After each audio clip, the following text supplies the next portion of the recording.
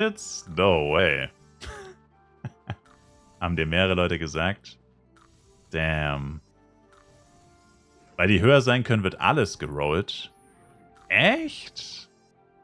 Alter, imagine, da gab's doch safe Leute, die das nicht wussten und vorher schon...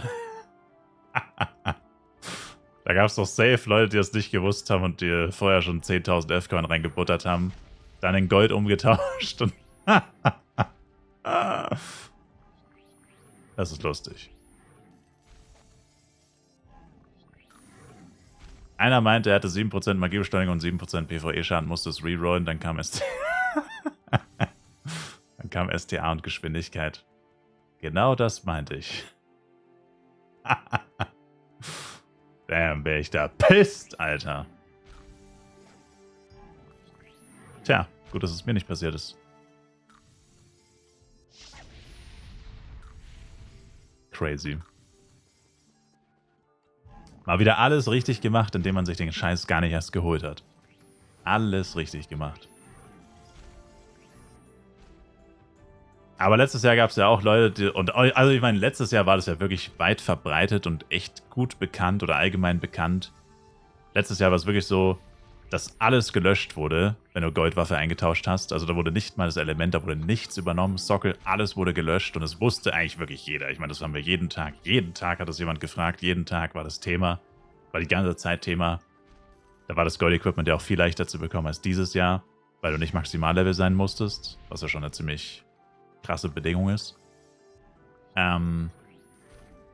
Und selbst da gab es dann trotzdem noch Leute, obwohl das hier wirklich jeder wusste eigentlich, gab es trotzdem noch Leute, da hast du so geguckt, Bloody Stick Feuer plus 10. Bloody Stick, gut, plus 10 musste man machen.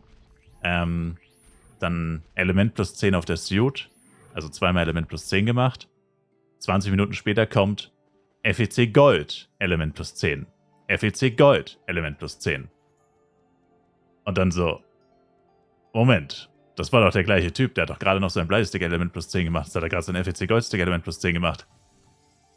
Und 400 S-Pro in den Müll geschmissen. Ja gut, 400 auf FEC wahrscheinlich nicht, aber... Naja, wobei, man weiß nicht, was er noch so alles geupgradet hat, also...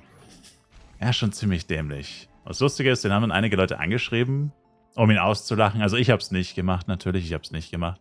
Ich hab zwar gelacht, aber ich habe ihn nicht angeschrieben oder ausgelacht. Und die Leute meinten dann, der ist irgendwie Level 90 oder so gewesen. Und hat es wahrscheinlich deswegen nicht gewusst, weil er so Low-Level war, dass er noch keinen Kontakt zu Leuten hatte, die das schon gemacht hatten oder so.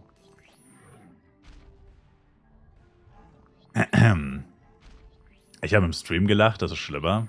Ja, aber der hat ja den Stream nicht angeguckt, der wusste, der weiß doch gar nicht, wer ich bin.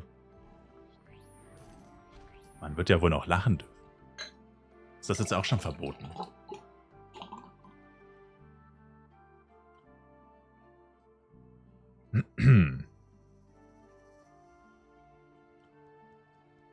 Auf jeden Fall, worauf ich hinaus wollte, war ja nur, letztes Jahr war das wirklich Common Knowledge, dass das alles entfernt wird und so und du wirklich nichts upgraden darfst auf deinem Zeug, wenn du es zu FEC Gold machen darfst. Das war letztes Jahr wirklich so, jeder wusste das eigentlich, also wirklich fast ausnahmslos jeder. Aber dieses Jahr ist es ja ein bisschen was anderes. Also ich wusste es zum Beispiel nicht, weil ich mich damit überhaupt nicht beschäftigt habe. Weil es halt schon etwas ist, was man sich vorher wahrscheinlich mal fragen sollte, bevor man da 10.000 F-Coin in so eine Waffe buttert. Aber ja, ist bestimmt einigen Leuten passiert. Ist natürlich auch nichts, was man groß an die große Glocke hängt, ne? Ist jetzt nichts, wo du sagst, ah ja, hier, mir ist das passiert, ich war der Trottel. Das behält man natürlich schön für sich, wenn man das auch so Sinn gemacht hat. Das wird man jetzt nicht groß rumerzählen. Eher unwahrscheinlich. Ja, und man sieht's ja auch nicht, ne? Bei die Ulti-Stat rerollen und so, da gibt's ja keine Meldungen. Imagine, es würde eine Meldung geben, wenn du eine perfekte Waffe rollst. Wenn du jeden Stat perfekt rollst, kommt so eine Meldung, XY hat dicke Eier. Weil er so eine perfekte Waffe gerollt hat. Oh mein Gott, schon wieder das Hindernis.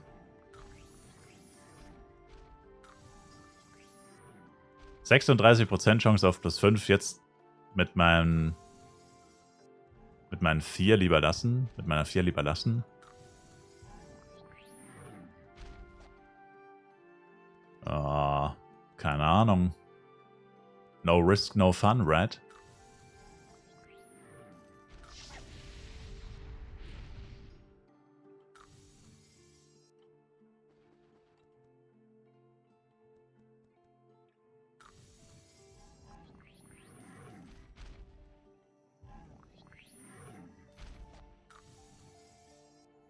Nachher ist das Ding +1, wenn du aufhörst. Ja.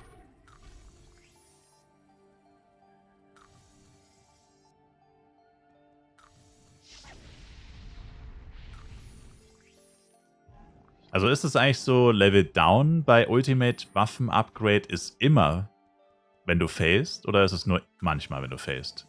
Also kann auch fehlschlagen und nicht Level Down gehen. Ne, ich glaube, es geht immer Level Down, ne? Wenn es fehlschlägt. Wie bei Low S, Bro.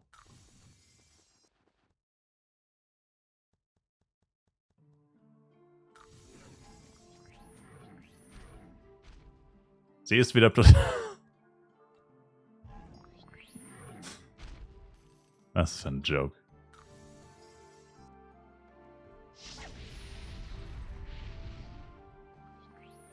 Dafür gibt es einen Great Success. Ja, bringt dir aber auch nichts. Der bringt dir nur was, wenn er wirklich von 3 auf 5 geht oder so. Was bringt dir Great Success von 0 auf 2 oder von 1 auf 3 oder von 2 auf 4? Das bringt gar nichts. Der bringt nur was, wenn er instant, wenn es danach auf 5 ist. Sonst ist es komplett wasted. Der Käse. Löchrig wie ein Schweizer Käse. Dieser Great Success.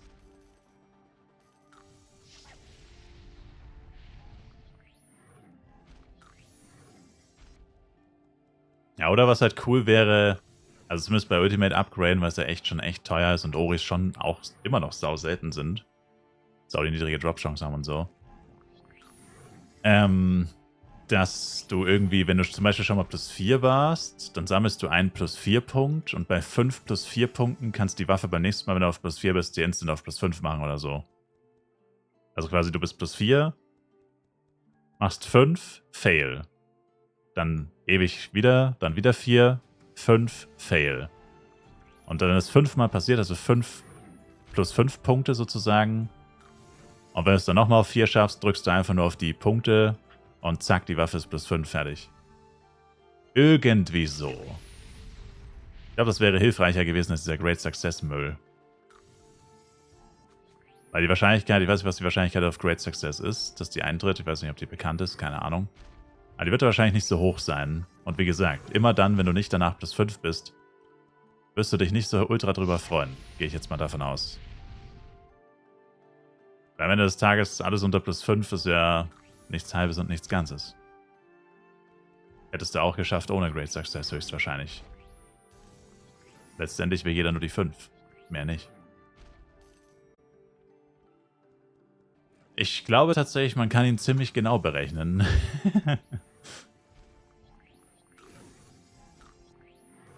Vielleicht meinst du wegen Rage Face?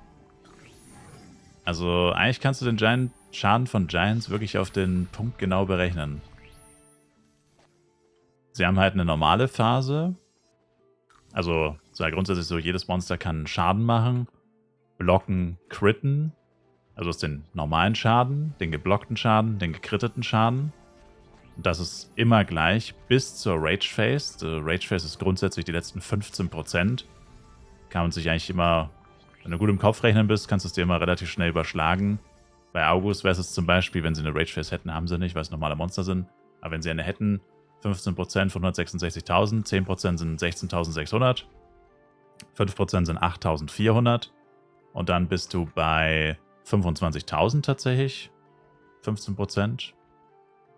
Not sure, ob das richtig ist. Oder? 10%? 16.600? Doch. 8.400? Ja, doch. 25.000. Hört sich zu clean an, aber anscheinend 25.000. Und das heißt, ab 25.000 weiß ich im Kopf, jetzt machen sie mehr Schaden. Rage Phase ist, glaube ich, auch unterschiedlich. Ich glaube, Berserk heißt es im Flyfipedia-Wiki, ist so zwischen 80 und 110% mehr Schaden. Also ich glaube, standardmäßig ist es 85 oder so. Es gibt aber auch welche, die haben, also vor allem Dungeon-Boss haben gleich nochmal eine krassere Rage-Face. Der Kraken, glaube ich, im Envy-Dungeon hat 110% oder so. Aber ich glaube, bei normalen Giants sind es 85% mehr Schaden.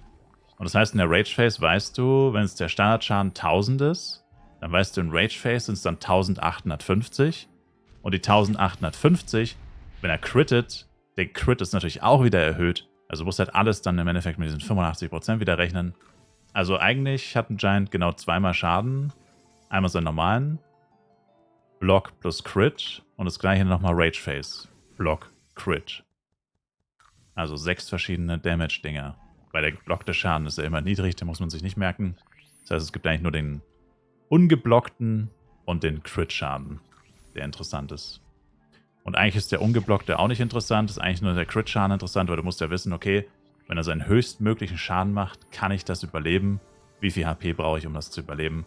Das ist eigentlich immer interessant.